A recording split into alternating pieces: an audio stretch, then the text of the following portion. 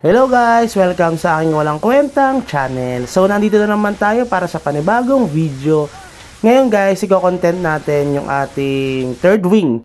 Pero bago yan, dito muna tayo sa comment ni Joari Hawad.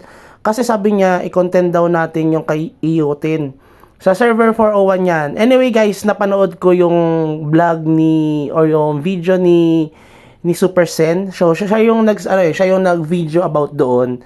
Ang comment ko doon, talaga, yun kasi ay para doon sa mga spender. Alam nyo ba guys, kung bakit hindi tayo masyadong nagta-top up?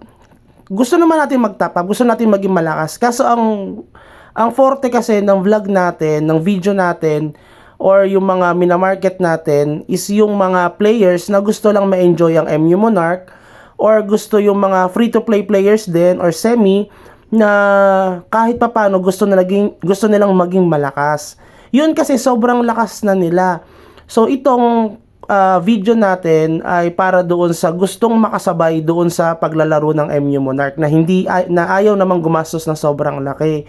Kaya tignan nyo guys, yung character natin, nakakasabay yung character natin, pero yung na-spend natin dito hindi ganoon kalaki tulad ng mga players na sobrang marami nang nagastos at same pa rin naman, hindi sila naiwan, hindi rin naman sila sobrang ahead, sakto lang. So yun yung pinaka-mina-market natin kung bakit hindi tayo nagta-top up ng sobra-sobra, kasi gusto nating isubukan yung mga players na gusto maglaro nito na saktuhan lang. So ito guys, yung ating third wing, binili natin ito guys, hindi na tayo nag-craft, pero gusto ko lang din tanungin sa inyo. Yun lang talaga ang purpose ito kung bakit ako nag-video nito, para tanungin kayo kung ito bang third wing ko ay worth it. Na binili ko kasi siya na 8.5M. Mura lang kasi ang ang palitan sa amin ng MUC dito, parang 500 pesos sa 1M. So okay na rin kahit papano. Ewan ko lang kasi sa ibang server. So, ito ay damage bonus ng 45 and 43 yung absorb, and excellent damage and HP bonus. Ngayon, kaya hindi na ako nag-craft kasi dahil alam mo yun, malas tayo kay MU Monarch. Hindi ko alam kung bakit siya ganun sa atin.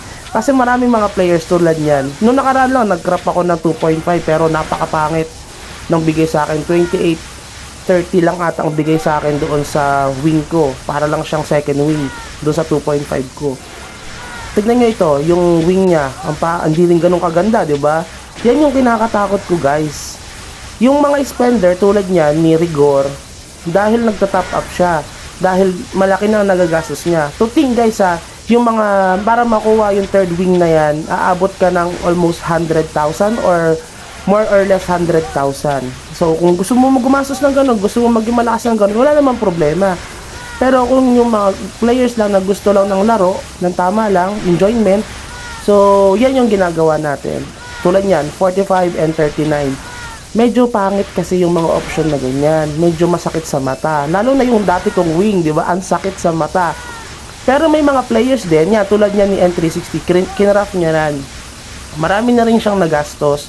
Parang nakita ko sa kanya meron na siyang black fin rare. Syempre magkaroon ng magastos noon, $100 na almost. So magkaroon na yung 55,000 pesos or 60,000. Di ba ang laki na ng mga nagagastos nila dito sa pagta-top up.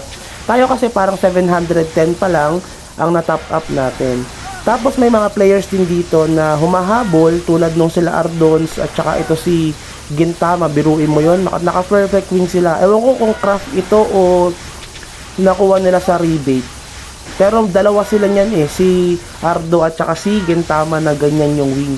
So ibig sabihin nun, kaya tayo hindi nagka-craft ng wing ngayon o hindi tayo nag-craft ng wing, bumili na lang tayo dahil nga takot na tayo na pangit yung mabigay na option sa atin. Kasi baka pag pangit yung nabigay na option sa atin, mag-quit tayo. Kaya ayaw naman natin mag-quit, di ba? Kasi ito na lang yung libangan natin. Ngayon, ito ang tanong kasi guys.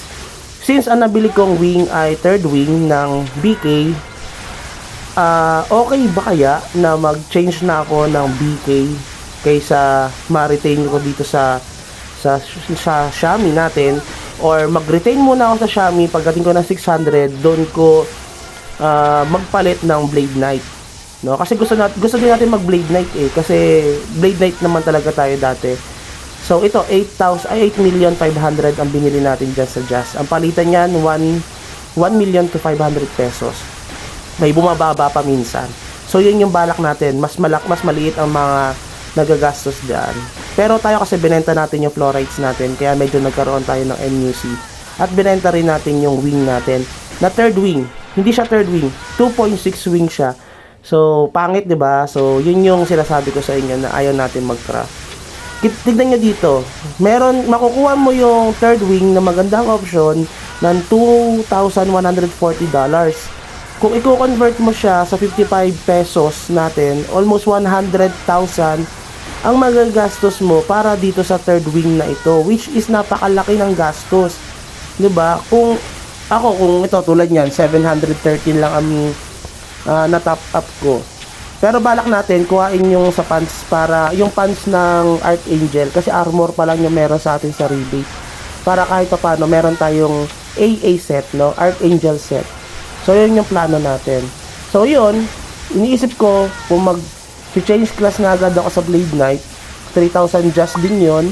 Ganon din sa pag-change ng wing, 3,000 just din yung gagastusin natin. So same lang ang gastos, pero iniisip ko mas mabilis kasi magpa-level itong ating summoner. Iniisip ko kung mag-level 600 muna tayo, tapos maglulot tayo ng mga items para makapag-ipon tayo ng set ng Blade Knight, or magpapalit na agad tayo ng Blade Knight agad para masuotan natin yung ating napakagandang wing.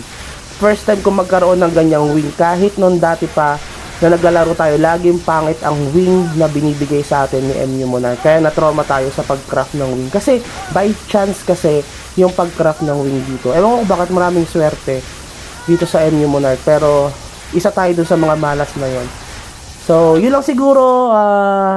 Gusto ko lang makahingi ng comment sa inyo, at sana patuloy nyo suportahan na ang ating channel, syempre. Patuloy tayo magbibigay ng mga insight and point of view sa mga bawat nilalaro natin sa MU Monarch. So yun lang, have a good day and bye bye.